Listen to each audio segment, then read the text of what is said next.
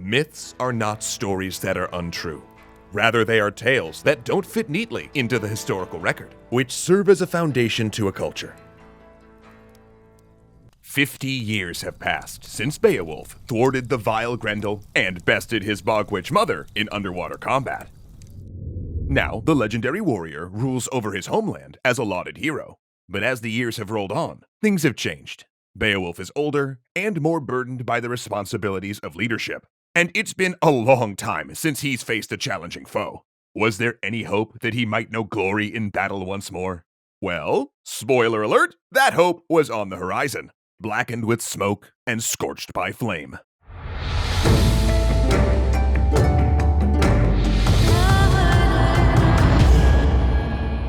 Thanks so much to CuriosityStream for helping us tell this classic tale.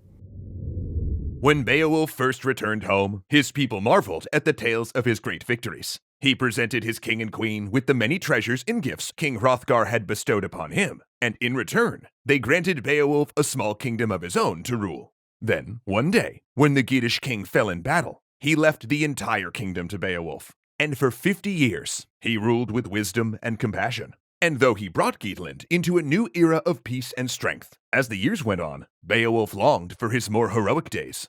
His blade had been replaced by the quill, his foes no longer demons or beasts, but political adversaries, famines, droughts, budgets, and land disputes. Important for the Geatland people, sure, but also kind of boring? And Beowulf's heart burned with the desire to accomplish the impossible once again.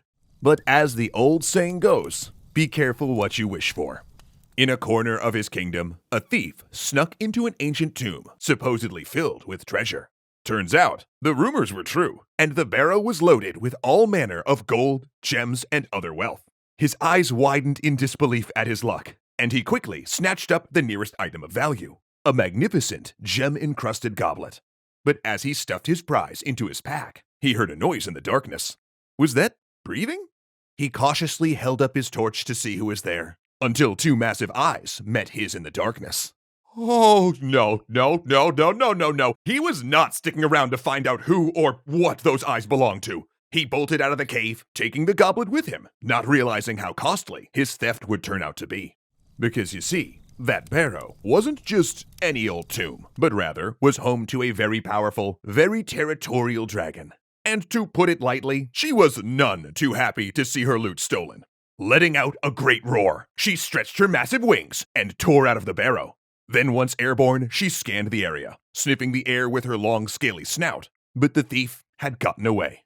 So unable to turn her original quarry into barbecue, she turned her attention elsewhere, for someone had to pay for crossing her. And so, thanks to dragon logic, she instead rampaged across the entire countryside, incinerating everything and everyone she came across, crushing charred homes under her massive clawed feet, and gobbling up livestock in one bite. And news of the dragon's destruction had barely reached Beowulf when the beast appeared at his doorstep. Immediately, he evacuated his mead hall and frantically searched for a weapon. But it was too late. The dragon reared back her great head, opening her massive smoldering jaws, and having barely just dove out of the way, Beowulf managed to save his life. But when he looked up from his cover, he saw that everything had been reduced to rubble and ash. Then, satisfied with her work, the dragon flew away unscathed. Sitting amongst the charred ruins of his once great home, Beowulf could not believe his fate. He was not used to losing, to say the least. Though he was old and out of practice, he was still the hero who had slain Grendel, the man who had bested the Bog Witch. How could he have let the dragon escape? No, it couldn't have been his fault. Because surely this was a test sent from God himself, Yeah, because no other force could truly ever keep Beowulf down. So, he began to plot his revenge. It was time to bring back the old Beowulf. It was time for a montage. Beowulf pushed himself harder than he ever had before, preparing to face the dragon. He sparred with his best warriors, worked out day and night, and summoned his best blacksmith to forge a fireproof shield. But he tipped him real well. And finally, imbued with fresh montage confidence, he summoned a small party of 11 warriors to help him find the dragon. He doesn't need an army after all right? He's mother heckin' Beowulf, son! He is the army. And as the band searched the kingdom for signs of the dragon, other than all the burnt stuff, they came across the thief who had originally stolen the goblet hiding in the woods. Quickly deducing what had happened, Beowulf ordered him immediately to take them to the barrow. But as they walked, Beowulf made one more classic Beowulf boast. Not only would he fight the dragon, he would fight her alone. Okay. As his companions looked on, King Beowulf stood before the barrow and taunted the dragon until she burst from the ground in a hail of soil, gold, and smoke. Immediately, she set upon her human foe, but Beowulf grabbed hold of her and tried to wrestle her to the ground. Enraged, she exhaled sheets of flame, and all of Beowulf's men who he wasn't going to let fight with him anyway, bailed right quick. All of whom, except for the loyal Beowulf, who stayed at his king's side. But because Beowulf was simply not as strong as he used to be, the dragon broke free from his grasp, throwing him to the ground.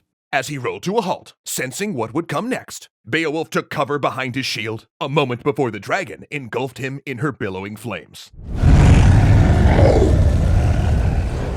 The shield held. Shout out to the blacksmith!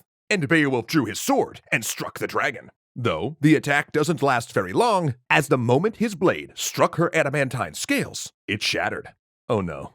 With a lightning-fast snap of her jaws, she sank her teeth into Beowulf's neck, wounding him gravely. Witnessing his king in peril, Beowulf joins the fray and lunges in with an overhead attack. The dragon, unfazed, turns and scorches his arm in response, but that gave Beowulf the opening he needed. Mustering the last of his strength, he pulled a dagger from his belt and plunged it into her now exposed soft underbelly. And with a final hiss and growl, the dragon went down.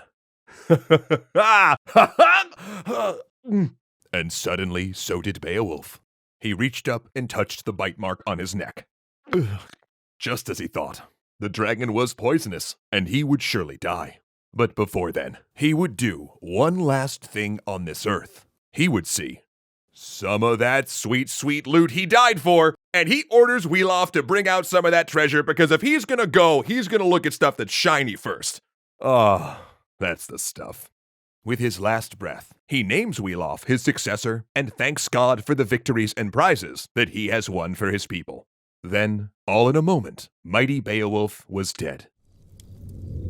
The myth of Beowulf is one of the oldest surviving poems written in English, and it's influenced or inspired some of our favorite stories, like Lord of the Rings, Game of Thrones, and even the worlds of D&D. And while the name of its author has been lost to history, the name of its hero has lived on through the centuries. And something tells me that kind of immortality is exactly what Beowulf would have wanted.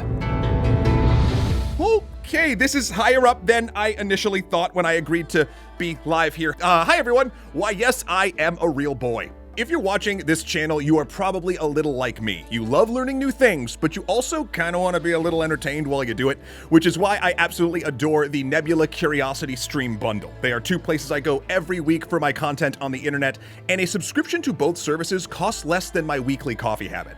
And no, that is not me saying that I drink too much coffee. That is me saying this is a pretty dang good deal. By using Nebula, you are helping out us and a ton of our other favorite educational content creators on the internet, such as Lady Knight the Brave, Low Spec Gamer, Legal Eagle, just to name a few. Build a place on the internet where we're kind of a little bit more free to try out new and exciting stuff that might not work with YouTube's algorithm, all while enjoying ad-free videos and exclusive Nebula originals. We've done a few in the past that I'm super proud of, and we actually have a few future projects coming out I can't say much on. However, one does rhyme with Codpast, so take from that what you will. Then on the Curiosity Stream side of the equation, you get access to thousands of big-budget nonfiction videos and award-winning original series all across their online learning platform. One of them that I just watched that was pretty cool was called Castle Siege Defense. Because so much of the content on this channel actually does deal with castle battles on a macro level, I wanted to learn a little more about exactly how these fortified residences kept their denizens safe. For instance, in the 12th century, many castle architects opted for round towers. I did not know why that was. Turns out it's not just because it looks cool, it's actually because projectiles will ricochet off them easier, which I thought was pretty neat. So now you might be asking yourself, how can you, dear viewer, get both of these great services for less than Matt's totally normal and not planted caffeine addiction?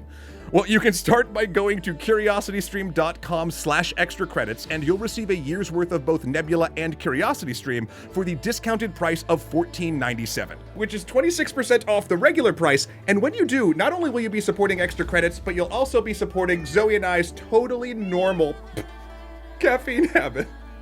This bit didn't work out, did it? A huge thanks to our legendary patrons, O'Reels1, Kyle Murgatroyd, Joseph Blame, Dominic Valenciana, Casey Muscha, Alicia Bramble, and Ahmed Ziad Turk.